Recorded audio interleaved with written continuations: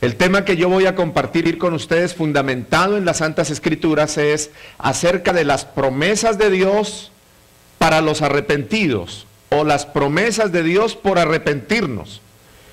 ¿Sabía usted que hay promesas cuando una persona se arrepiente sinceramente y de corazón? Pues hoy vamos a enumerarles unas, porque son muchísimas, y no nos alcanza la vida entera para enumerar tantas promesas que Dios, por amor de gracia y por generosidad, nos hace promesas cuando nos arrepentimos de corazón.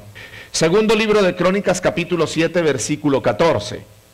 Dice así la preciosa palabra de Dios: si se humillare mi pueblo, sobre el cual mi nombre es invocado, y oraren, y buscaren mi rostro, y se convirtieren de sus malos caminos, entonces yo oiré desde los cielos, y perdonaré sus pecados, y sanaré su tierra, dice el Señor.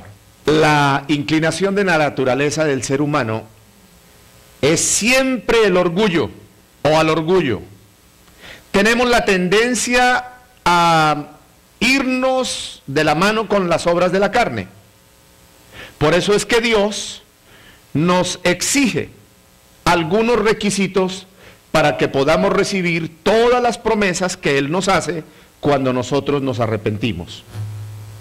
En las Santas Escrituras, desde Génesis 1:1 hasta Apocalipsis 22:21, encontramos repetidas veces que Dios nos invita, nos llama y nos exhorta al arrepentimiento. El arrepentimiento genuino, verdadero, no al remordimiento, porque el remordimiento no es arrepentimiento. Judas Iscariote tuvo remordimiento de haber traicionado al Señor, pero nunca se arrepintió, por eso se ahorcó, por eso se suicidó. Dios no quiere una iglesia de gente con remordimiento, sino una iglesia sumergida y conocedora, practicante del verdadero arrepentimiento. Porque ese es el único medio para que nosotros podamos escapar de la trampa del pecado que nos ha puesto el enemigo. ¿Qué es arrepentimiento? Se puede usted preguntar. Si el arrepentimiento no vale, entonces ¿qué es arrepentimiento? Escúchelo bien. El arrepentimiento, para empezar, es un don sobrenatural. Es un don de Dios. Cuando Dios derrama ese don en nuestro corazón, entonces produce un cambio en nuestra mentalidad. Produce un cambio radical en nuestro estilo de vida. El que le gustaba vivir borracho, huele el alcohol y le huele feo.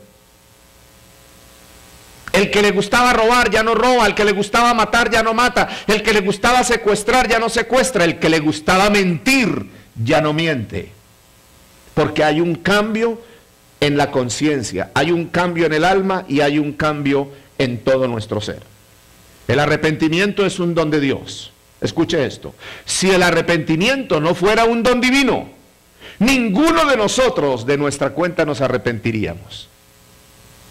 Porque nuestra inclinación por naturaleza es deleitarnos en la maldad y en el pecado. Por eso dice el Señor que el hombre, es decir, el ser humano, a lo malo le llama bueno y a lo bueno le llama malo. Ustedes verán que el mundo inconverso, cuando alguien se convierte, ya se volvió aleluya, ya se volvió fanático.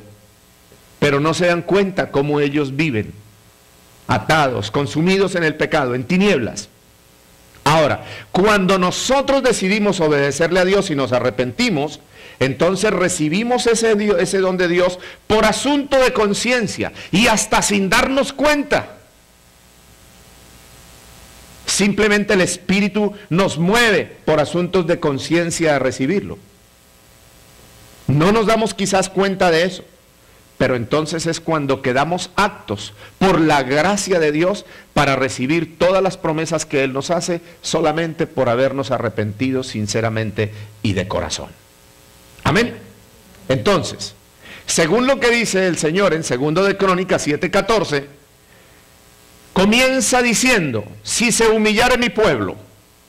Quiere decir que necesitamos humillarnos delante de Dios para que nosotros podamos recibir de Él respuesta a nuestras oraciones. Cuando nosotros oramos con un corazón altivo, Señor, pero ¿qué le pasa? Llevo 2 años orándole y no me responde. Es que se volvió sordo. Dios nunca le va a responder, a lo mejor le quita la lengua para que no le hable con esa irreverencia a Dios. Tenemos que humillarnos, dice Dios. Es ahí en este versículo donde el Espíritu Santo nos habla a la conciencia y nos exhorta para humillarnos. Ahora, ¿qué es humillarnos? Número 1, humillarnos es doblar la rodilla delante de Dios. Número 2, humillarnos es doblar la cerviz, la cervical, que la ha puesto el diablo de acero para que siempre estemos altivos delante de Dios. Número 3, humillarnos es descender de ese nivel de prepotencia, orgullo, autosuficiencia en que el diablo ha colocado en nuestro corazón. Es el enemigo el que nos ha llevado allí. ¿Con qué propósito? Para apartarnos de la voluntad de Dios. El orgullo viene del adversario, la humildad viene de Dios. Entonces, cuando nos humillamos sinceramente, nosotros estamos reconociendo nuestra miserable y pobre condición humana. Oiga, pastor, pero yo vine aquí porque me dijeron que aquí había bendición, pero usted ya me está regañando. No, yo no le estoy diciendo que usted es un miserable. Si hay un miserable de pobre condición humana, primero que todos aquí soy yo, no se afane. Nadie se escapa de eso. Esa es nuestra condición. Porque con los labios decimos que creemos en Dios, que amamos a Dios, pero nuestro corazón está apartado, lejos de todo lo que Dios nos manda a hacer. Cuando nos humillamos reconocemos que hemos ofendido a Dios, que hemos pecado contra el cielo y contra el Señor. Cuando nos humillamos venimos a darnos cuenta y entonces aceptamos que el diablo nos ha tenido engañados como sus esclavos, al servicio del pecado y haciendo la voluntad de él. Terrible, ¿no es cierto? Pero si nos humillamos delante de Dios, también reconocemos la grandeza de Dios, la potencia de Dios, la fidelidad de Dios, la misericordia de Él y su amor eterno, perfecto e incondicional con que nos ama. Cuando nos humillamos en la presencia del Señor, estamos entrando por la puerta correcta para decidir negarnos a nuestra propia carne, para nosotros rechazar las propuestas malignas, pecaminosas, destructoras del maligno, y entonces disponernos en espíritu, alma y cuerpo para someternos a la divina y perfecta voluntad de Dios. Así que, superficialmente, sin profundizar mucho, ya podemos darnos cuenta que vale la pena humillarnos, porque entonces Dios, cuando nos ve postrados sinceramente en espíritu, alma y cuerpo, Él se glorifica dando respuesta a todo nuestro clamor, a todas nuestras oraciones. Y cuando Él responde, es cuando nosotros nos damos cuenta, entendemos y aceptamos que Dios no responde las oraciones de las personas altivas, orgullosas, con un corazón rebelde contra Él. Dios no responde las oraciones de las personas que no quieren reconocer lo que Dios y su palabra representa para ellos. Y entonces, el Espíritu nos lleva a la convicción para poder entender que para que Dios dé respuesta a nuestras oraciones, necesitamos primeramente humillarnos delante de Dios. Y estando en su presencia, le confesamos toda la dureza de nuestro corazón, toda nuestra injusticia, toda nuestra incredulidad, nuestra indiferencia a Él y a su palabra, y toda nuestra desobediencia, para que Él en su misericordia quite el pecado que ha inundado nuestro corazón y nuestra mente, nos perdone, nos redime y nos reconcilie con Él por medio de nuestro Señor Jesucristo, para gloria de Él y bendición de nuestra alma. Amén, amén y amén. Aleluya.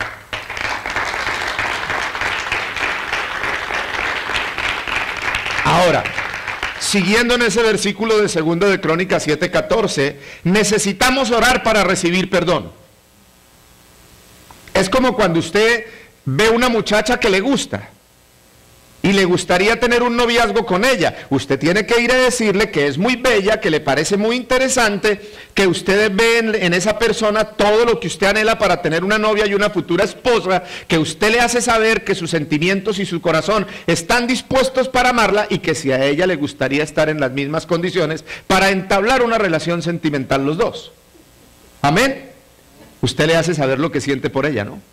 Lo mismo se necesita con Dios. Orar para decirle, Señor, quiero hacer el bien y no puedo. Señor, quiero ser justo y siempre obro con injusticia.